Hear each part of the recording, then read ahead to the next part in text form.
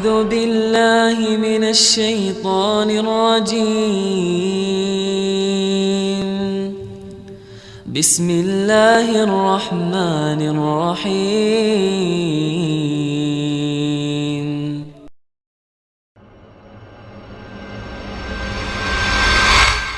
Akidah salaf, maka akidah satu dari kurun demi kurun karena sumbernya sama Al-Quran dan Sunnah dan perkataan para salaf. Oleh karenanya di antara keistimewaan akidah salaf, ya, bahwasanya dengan kita bersandar kepada akidah salaf, seharusnya kaum muslimin akan bersatu.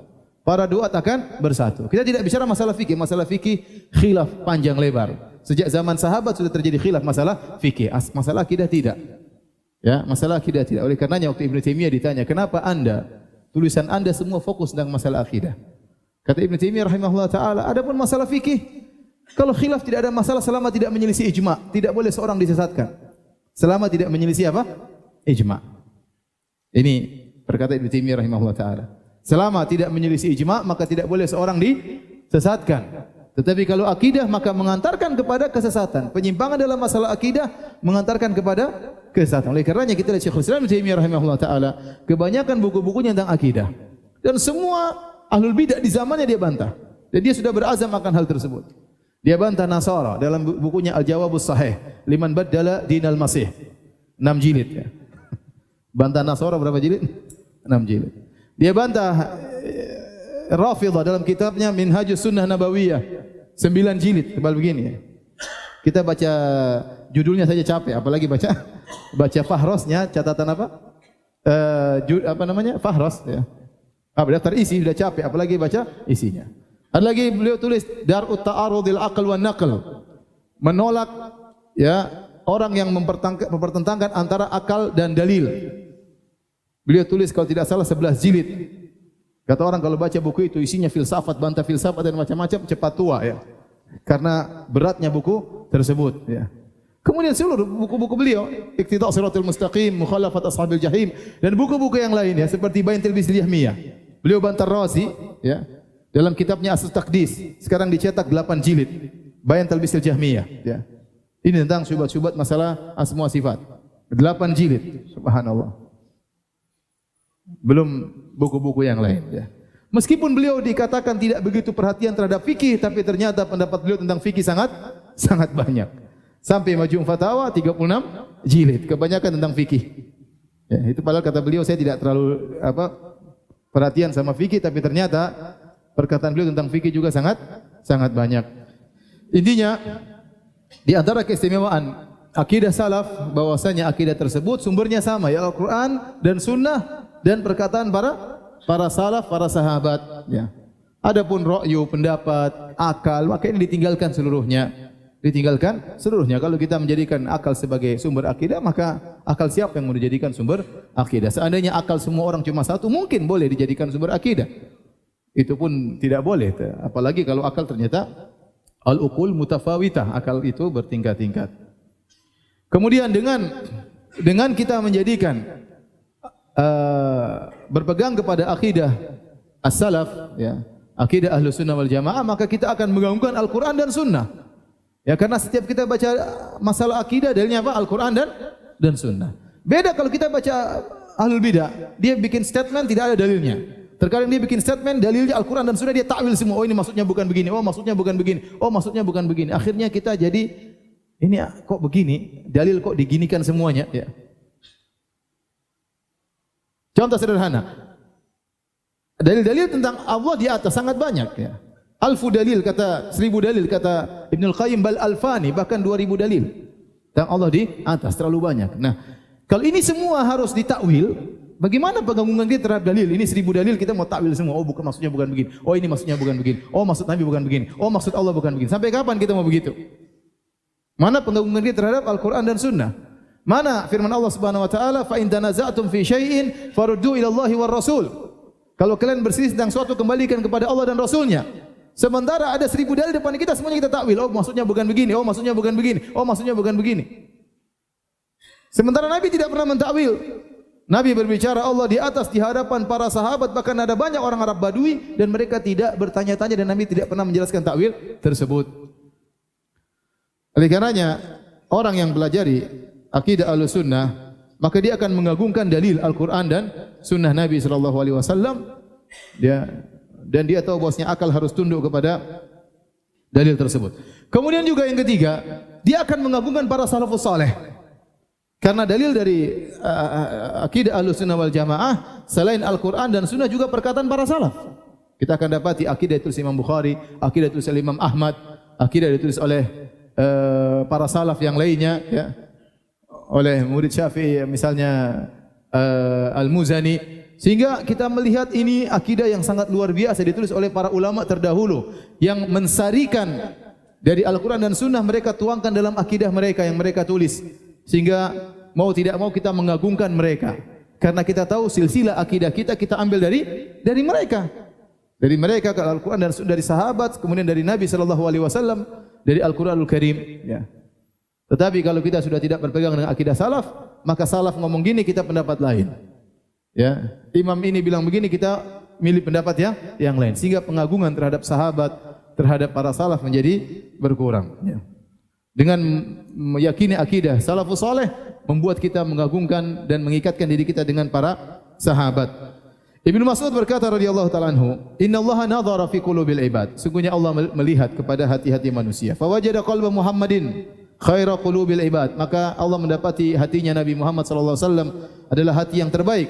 Fastafahu li nafsihi, maka Allah pilih Muhammad untuk dirinya. Fabta'athahu bi risalatihi. Allah kirim Nabi Rasulullah sallallahu dengan risalah, yaitu Al-Qur'anul Karim, dan diangkat menjadi rasul. Summa nazara fi qulubil ibad ba'da qalbi Muhammad. Kemudian Allah melihat kepada hati-hati manusia setelah hatinya Muhammad sallallahu alaihi wasallam. Fa wajada quluba ashabihi khaira qulubil ibad. Maka Allah mendapati hati-hati para sahabatlah hati-hati yang terbaik. Faja'alahum muzara'a nabiyyi, maka Allah menjadikan mereka penolong-penolong nabinya, para sahabat. Yuqatiluna ala dinihi, dan mereka berperang membela agama Muhammad sallallahu alaihi wasallam. Fama ra'al muslimuna hasanan fahuwa indallahi hasan, maka apa yang dilihat oleh kaum muslimin itu para sahabat sesuatu yang baik, maka di sisi Allah juga baik. Wa ma ra'ahu sayyi'an fahuwa indallahi sayyi', dan apa yang dilihat oleh para sahabat suatu keburukan, maka itu adalah yang buruk juga di sisi Allah Subhanahu wa taala. Ibnu Umar juga berkata, "Man kana mustannan falyastanna biman qad mad." Barang siapa yang ingin meneladani, maka teladanilah orang yang sudah meninggal dunia. Ulaika ashabu Muhammadin sallallahu alaihi wasallam, kanu khairu hadhil ummah. Mereka itulah para sahabat Nabi sallallahu alaihi wasallam, umat terbaik. Abarraha quluban wa amaqaha ilman. Mereka hati mereka yang terbaik, ilmu mereka terdalam, paling dalam ilmu mereka. Wa aqallaha takallufan, tidak menyulit-nyulitkan diri dalam beragama. Ya, tidak menyulit-nyulitkan diri dalam beragama. Sesuatu yang tidak dibahas enggak usah dibahas, sesuatu yang tidak perlu dalami, masalah-masalah yang detail yang ternyata tidak dibahas oleh syariat, mereka menjauhi hal ini semua. Qaumun ikhtarahumullah li suhbati Nabi sallallahu alaihi wasallam wa naqala dinahu wa naqli dinihi. Allah memilih mereka untuk menemani Nabi sallallahu alaihi wasallam dan untuk menukil, ya, agama Nabi sallallahu alaihi wasallam. Fatashabbahu bi akhlaqihim, maka tirulah akhlak mereka. Fahum ashabu Muhammadin sallallahu alaihi wasallam, kanu alal hudal mustaqim. Mereka adalah sahabat Nabi sallallahu alaihi wasallam dan mereka di atas jalan yang lurus. Wallahi rabbil Ka'bah, demi Allah sang penguasa Ka'bah. Jadi sederhana, ya. Oleh karena tatkala ada seorang mengingkari bahwasanya Allah Subhanahu wa taala turun langit ke dunia, maka seorang salaf berkata, "Dari mana kau datangkan akidahmu, ya, bahwasanya Allah tidak turun ke langit dunia? Adapun kami, maka kami meriwayatkan hadis ini dari fulan, dari fulan, dari fulan, dari sahabat dari Nabi sallallahu alaihi wasallam. Maka akidahmu dari mana?" Maka kalau ada orang bilang, misalnya Allah tidak di atas, bilang akidahmu dari mana? Sebutkan salafmu bahwasanya Allah tidak di atas. Sebutkan salafmu. Siapa salafnya? Paling ujung-ujungnya kepada Jahm bin Safwan. Ujung-ujungnya kepada tokoh Mu'tazilah. Adapun ke sahabat tidak mungkin. Mereka dapatkan sahabat menolak Allah di atas. Paham? Ya. Lihat akidah mereka. Mereka mengatakan Allah Subhanahu wa taala berbuat tanpa hikmah. Kita orang awam, Allah berbuat pasti ada hikmahnya. Sederhana atau tidak? Sederhana. Ya. Ini saya lanjutkan lagi. Di antara keistimewaan akidah Ahlussunnah, akidah yang mudah. Akidah yang mudah dan berjalan dengan fitrah manusia. Saya sebutkan contoh akidah mereka yang tidak sesuai dengan fitrah manusia. Contoh, mereka menolak Allah di atas. Padahal kita betapa banyak orang mengatakan serahkan kepada yang di atas. Mudah sekali. Tidak ada saya pernah mendengar seorang pun berkata kita serahkan kepada yang di mana-mana, enggak ada. Ya. Kalau yang di mana-mana sudah memutuskan, enggak ada yang bilang begitu. Enggak ada. Apalagi mengatakan kalau yang tidak di atas dan tidak di bawah dan tidak di mana-mana memutuskan, enggak ada. Semuanya mengatakan kalau yang di atas sudah memutuskan. Fitrah mereka bahwasanya Allah di atas sesuai dengan akidah Ahlussunnah wal Jamaah. Contoh betapa sering kita berkata ini sudah hikmah Allah. Allah berkehendak demikian, pasti ada hikmahnya. Sementara akidah Asy'ariyah menolak adanya hikmah. Tidak ada hikmah. Allah berbuat tanpa hikmah. Bagaimana? Karena itu akal mereka membawa mereka untuk meyakini hal tersebut. Tetapi kenyataannya masyarakat awam mereka tidak menerima hal ini. Betapa banyak orang berkata ini hikmah dari Allah Subhanahu wa taala. Paham? Ini akidah Ahlussunnah. Mudah atau tidak? Mudah. Allah berbuat ada hikmahnya, selesai.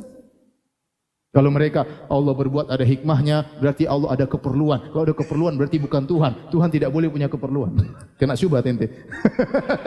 Maksud saya, mereka terlalu banyak syubhat sehingga mereka akhirnya menelurkan pernyataan-pernyataan yang tidak logis. Yang tidak logis. Kita mudah kita mengatakan Allah berbuat ada hikmahnya enggak? Bahkan kita bilang tidak ada satupun perbuatan Allah kecuali pasti ada hikmahnya. Mereka enggak bisa. Contoh, kita akidah Ahlussunnah mengatakan Allah mencintai dan Allah dicintai. Dalam banyak ayat Allah mengatakan wallahu yuhibbus sabirin. Allah mencintai orang yang sabar. Wallahu yuhibbul muttaqin. Allah mencintai orang-orang yang bertakwa. Ya, terlalu banyak ayat seperti itu. Ya, fasawfa ya'tillahu biqaumin yuhibbuhum wa yuhibbuna. Allah akan mendatangkan suatu kaum yang Allah mencintai mereka dan mereka mencintai Allah. Dan banyak dalam hadis juga demikian, Allah mencintai si fulan mencintai Allah, banyak sekali. Mereka kata mereka tidak boleh kita bilang Allah mencintai dan Allah tidak bisa dicintai dan tidak bisa mencintai. Itu keyakinan mereka. Secara teori mereka mengatakan demikian, tetapi kebanyakan orang awam mereka tidak ngerti akan hal ini. Sehingga mereka dengan biasa berkata, Allah masih cinta sama kita. Allah masih sayang sama kita. Banyak enggak orang bilang begitu? Banyak. Saya cinta kepada Allah. Saya sayang sama Allah. Subhanallah. Fitrah mereka masih berbicara sesuai dengan akidah Ahlussunnah wal Jamaah. Tapi kalau antum masuk detail dalam akidah mereka, itu tidak boleh mengatakan demikian. Haram ente mengatakan demikian. Tasbih ente mengatakan demikian. Berarti ente mentajisimkan Allah Subhanahu wa taala. Tidak boleh kita bilang Allah mencintai apalagi Allah dicintai, dua-duanya tidak boleh. Kalau mencintai maksudnya Allah menghendaki kebaikan bagi sang hamba. Diputar dulu. Ya. Repot. Contoh mereka mengatakan Allah Subhanahu wa taala di hari kiamat bisa dilihat tetapi tidak ada arahnya. Kalau kita kan lihat ke depan, lihat ke atas, lihat yang namanya lihat pasti berhadap-hadapan, tidak? Kata mereka di hari kiamat kelak Allah dilihat tapi tidak ala wajhil muqabalah, tidak berhadap-hadapan. Terus gimana cara melihat? Melihat ya pasti depan mata, ya enggak? Ada enggak ngelihat enggak di depan mata? Kata mereka enggak boleh. Kalau ente bilang Allah dilihat depan mata berarti Allah berarah. Kalau Allah berarah berarti mujassimah. Orang suruh mikir gitu enggak masuk akal. Ini maksudnya gimana? Kita bisa lihat Allah pada hari kiamat tapi tidak di arah, tidak di depan mata. Terus gimana cara melihat? Ya. Ini akidah mereka. Nanti masalah takdir mereka lagi namanya al-kasb. Ya, dan banyak ya. Artinya maksud saya akidah Ahlussunnah itu mudah. Dan Nabi SAW sampaikan di hadapan para sahabat, di hadapan orang awam, di hadapan orang Arab Badui. Dan mereka paham dengan mudah.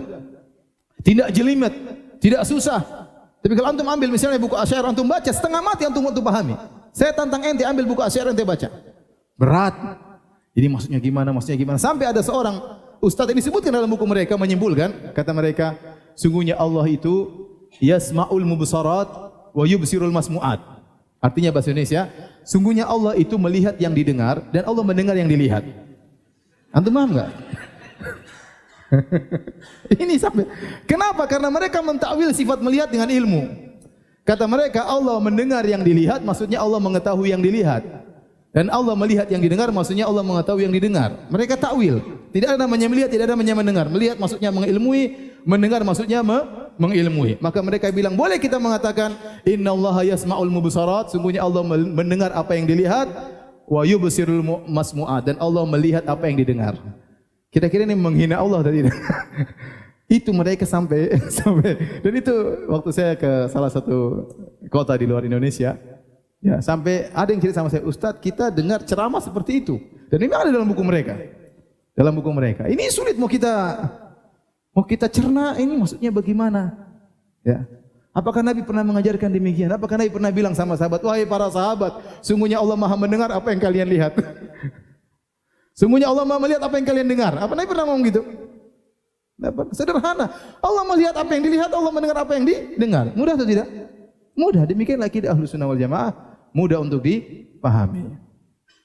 Cuma saya katakan, kebanyakan orang-orang berafiliasi kepada mazhab Asy'ariyah, mereka tidak paham akidah Asy'ariyah. Mereka tidak paham akidah Asy'ariyah.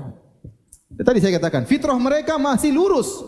Akidah Asy'ariyah mengatakan bahwasanya Al-Qur'an itu bukan firman Allah. Al-Qur'an itu bukan lafalnya dari Allah. Allah berbicara tanpa suara, tanpa huruf. Ini perkataan mereka. Tidak boleh Anda mengatakan Allah berbicara dengan suara dan huruf. Allah itu berbicara tanpa suara dan tanpa huruf. Kalau gitu Al-Qur'an ini apa? Itu bukan pembicaraan Allah. Itu adalah ungkapan dari semacam bahasa jiwa Allah Subhanahu wa taala yang diungkap oleh malaikat Jibril atau diungkap oleh Muhammad, tapi itu bukan firman Allah Subhanahu wa taala.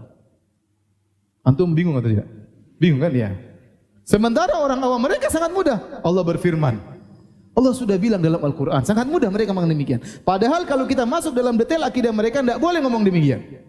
Makanya saya bilang di antara rahmat Allah kepada orang-orang yang banyak di tanah air yang ngaku bermadzhab Asy'ariyah, mereka tidak paham akidah Asy'ariyah. Alhamdulillah.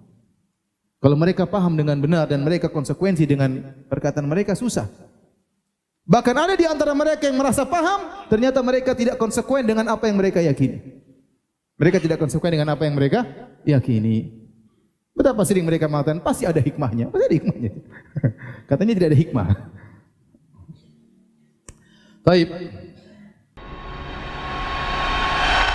أعوذ بالله من الشيطان الرجيم بسم الله الرحمن الرحيم